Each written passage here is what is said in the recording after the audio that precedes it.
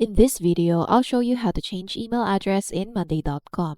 Start from anywhere inside your Monday.com account. Look toward the top right of the screen where your profile picture or account icon appears.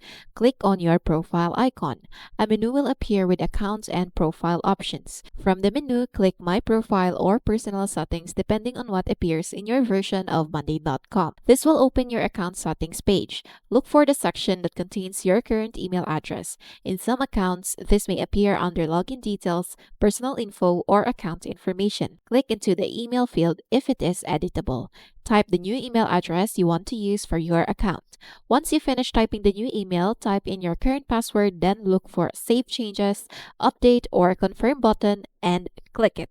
You may also receive a verification email sent to your new email address. If that happens, open your inbox for the new email account and look for the verification message from Monday.com. Keep in mind that some managed company accounts may restrict users from changing their own email addresses. In those cases, an account admin may need to make the change for you.